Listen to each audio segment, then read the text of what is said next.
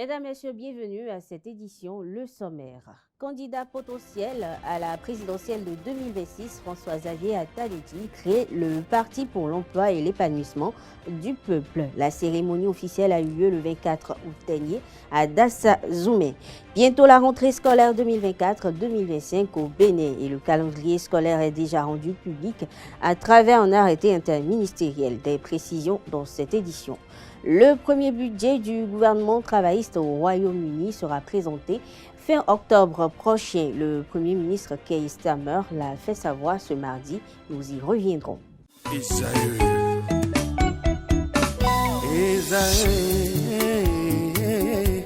Vous recherchez une école de référence pour une double formation universitaire et professionnelle de qualité? Voici l'opportunité à ne pas rater. L'École supérieure d'administration, d'économie, de journalisme et des métiers de l'audiovisuel ESAE vous offre des programmes d'enseignement en licence et en master orientés vers l'emploi qui font d'elle une référence à travers les filières de l'administration générale et territoriale, l'administration du travail et de la sécurité sociale, droit, diplomatie et relations internationales, administration hospitalière, universitaire et intendance, journalisme et métiers de l'audiovisuel et toutes les filières des sciences de gestion. Une seule adresse, www.esae.bj.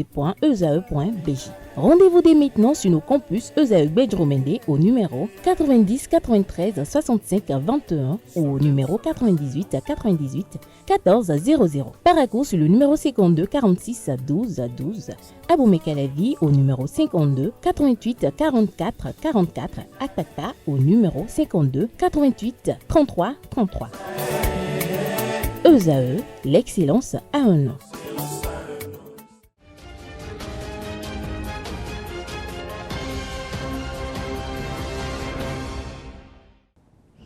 Bonsoir. Un nouveau parti a officiellement vu le jour le 24 août dernier à Dassa-Zoumé. Il s'agit du Parti pour l'emploi et l'épanouissement du peuple. Il a été créé par François-Xavier Attali, président des émeraudes de la diaspora béninoise USA.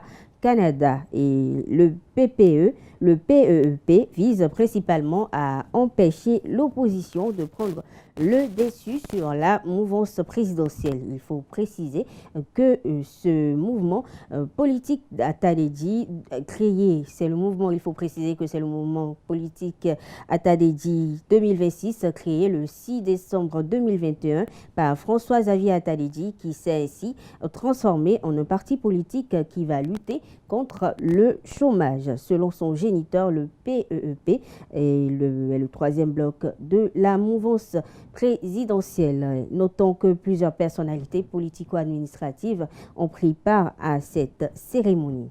L'Union progressiste Le Renouveau perd 5 conseillers communaux au profit du bloc républicain. Il s'agit des conseillers communaux d'Alada, Michel Aclérentor, Yves-Patrick Arlé, Marcel Setondi, François Vinado et Tossavi Augustin. Leur cérémonie d'adhésion s'est tenue le 24 août dernier et l'un des conseillers ayant quitté le parti UP Le Renouveau a souligné à l'occasion que cette transition politique était une réponse à un rejet historique.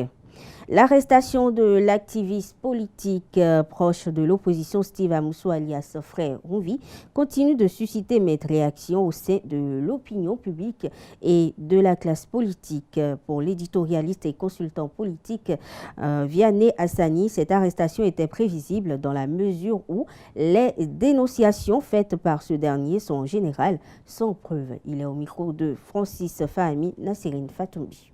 Je pense que l'arrestation du chroniqueur politique et en réalité web activiste politique est quelque chose qui pouvait être attendu dans la mesure où les dénonciations faites par ce compatriote qui se trouve en exil depuis quelques années sont des dénonciations en général sans preuve. Il est vrai que tout citoyen, comme tout observateur, a le droit, je dirais même, il est vrai que tout citoyen, comme tout observateur, a le droit, je dirais même le devoir de s'exprimer de manifester son opinion, voire sa désapprobation sur l'action publique, sur l'action politique dans un pays. Mais cela doit se faire en toute objectivité, cela doit se faire avec honnêteté. Et lorsqu'il s'agit de dénonciation, cela doit se faire avec des preuves. Et il ne m'apparaît pas évident que depuis quelques années, que Steve Amoussou, alias Frère Rouvi, fait ces chroniques qui sont truffées de dénonciations, cela soit accompagné de preuves palpables. On a même l'impression qu'il s'agit vraiment d'acharnement contre le régime, et donc il n'est pas surprenant que, bien que chaque citoyen ait le droit d'exprimer son opinion, voire sa désapprobation sur un régime, il n'est pas surprenant de voir que la stratégie et, je dirais, les caractéristiques de ces chroniques-là, du frère Rouvi, de son vrai nom Steve Amoussou, puissent entraîner que le régime en place fasse tout pour mettre en branle la machine judiciaire contre lui. C'est pour ça que je ne suis pas du tout surpris qu'il ait fini par être arrêté et actuellement sous mandat de dépôt au Bénin. On parle toujours de l'arrestation de Steve Amoussou. À cet effet, le procureur du tribunal de Lomé a émis un mandat d'arrêt à l'encontre de 4 personnes impliquées dans son arrestation. Vianney Hassani en parle également dans cet élément au micro de Nasserine Fatoumbi, Francis Fahmi. Je pense qu'il s'agit d'une affaire qui ne peut se régler que de manière diplomatique. Parce que nous sommes dans une... on va dire, nous sommes là en face d'une affaire politico-judiciaire. Il ne s'agit pas d'une affaire de droit commun, il s'agit d'une affaire, on va dire, politico-judiciaire. Et dans les cas d'espèce, la machine judiciaire peut être mise en branle de façon classique, comme elle peut être aussi mise en branle de façon un peu moins orthodoxe. Donc si on estime qu'éventuellement la justice togolaise n'a pas coopéré pour l'arrestation du frère Rouvi, ce dont personne ne peut affirmer avec, je vais dire, avec beaucoup de certitude la réalité aujourd'hui. Mais si on suppose que la justice togolaise n'a pas coopéré, eh bien, alors l'affaire, dans sa dimension politico-judiciaire, va atteindre, je dirais, toute sa plénitude. Et dans ce cas, c'est par des voies diplomatiques que cela peut être résolu. Mais bien entendu, à ce jour, ni le gouvernement togolais officiellement, ni le gouvernement béninois ne se sont prononcés sur cette affaire. Donc on ne peut pas savoir exactement ce qu'il en est. C'est pour ça que je préconise la prudence dans l'analyse de cette affaire qui, je dirais, actuellement fait couler beaucoup d'encre et de salive. Mais il s'agit bien entendu d'une affaire politico-judiciaire, puisque l'activiste en question, le chroniqueur en question, est un activiste politique qui pourfend les actions du gouvernement avec très peu de preuves. Et bien entendu, le gouvernement, politiquement, a le droit de chercher à mettre la main sur ce activiste-là, même s'il y a une séparation entre le pouvoir politique et le pouvoir judiciaire. Il est normal que la justice béninoise cherche à juger cet homme-là, à mettre la main sur cet homme-là et à le juger. Et dans la mesure où l'affaire a une dimension politique, eh bien, tout peut se faire de façon orthodoxe, donc mandat d'arrêt international, coopération entre les deux polices, mais il est arrivé déjà dans tous les États, même les États les plus démocratiques, que bien entendu, lorsqu'une affaire sort du droit commun pour prendre une dimension politique, eh bien, son traitement peut avoir aussi on va dire des procédures un peu moins orthodoxes. Mais on attend de savoir exactement ce qui s'est passé dans le cas d'espèce. Dans quelques semaines, l'école béninoise va rouvrir ses portes. Pour cause, les vacances prennent fin à compter du 9 septembre prochain, date de la pré-rentrée. Mais la rentrée proprement dite va démarrer le 16 septembre 2024. Et c'est ce qui ressort du calendrier scolaire dévoilé par un arrêté interministériel rendu public le 13 mai 2024. La note indique que le premier trimestre de l'année scolaire prend fin le 20 décembre prochain. Quant au deuxième et troisième trimestre, ils démarrent respectivement le 6 janvier et le 1er mai 2025. Les écoliers collégiens ou apprenants iront en vacances le 27 juin 2025 en fin d'après-midi. Dans une note dont date du 21 août dernier, il faut préciser que le ministre Salimane Karimou des enseignements maternels et primaires a averti les enseignants absentéistes qu'aucune légèreté ne sera tolérée à la pré-rentrée et des équipes du dit ministère passeront dans les écoles, ce pour faire le point des absences pendant la dite période, a clarifié ce communiqué. Œil pour œil, dent pour dent, tel est le système qu'applique la loi du talion. C'est la première manifestation d'un droit qui cherche à canaliser et à réglementer la vengeance sauvage. Mais faut-il toujours rendre le mal pour le mal ou prioriser une option pacifique? À cette question répondent des citoyens au micro de Francis Fahmy. Que ce soit les lois de la nature, que ce soit les prescriptions du Coran ou de la Sainte Bible, Dieu a dit de ne pas juger. Alors quand certaines personnes pensent qu'il faut aller dans le sens de œil pour œil, dent pour dent, il serait souhaitable que dans la demande de laisser celui qui vous a offensé et de prier pour lui, il serait bien de ne pas se rendre justice soi-même. Le mal, pas le mal, non. Je pense que d'abord il faut laisser le bon Dieu juger. Si quelqu'un vous fait du mal, vous allez voir, même si il échappe sur cette terre, dans l'au-delà, il aura pour son compte. Il ne faut jamais rendre le mal par le mal, puisque nous sommes tous créés par l'Éternel des armées. Quand quelqu'un te fait du mal, il suffit de prier pour lui. Que ce soit de manière naturelle ou de manière divine, la justice se rendrait. Donc, je ne conçois pas que nous soyons dans la dynamique de rendre le mal par le mal. Au contraire, il faut prier pour celui-là qui nous a offensés, pour qu'il change et pour que demain, il puisse constater que le mal qu'il nous a fait nous a aidé à grandir et que lui-même pouvait éviter de se faire ce mal-là et grandir aussi. Il y a dans certains cas,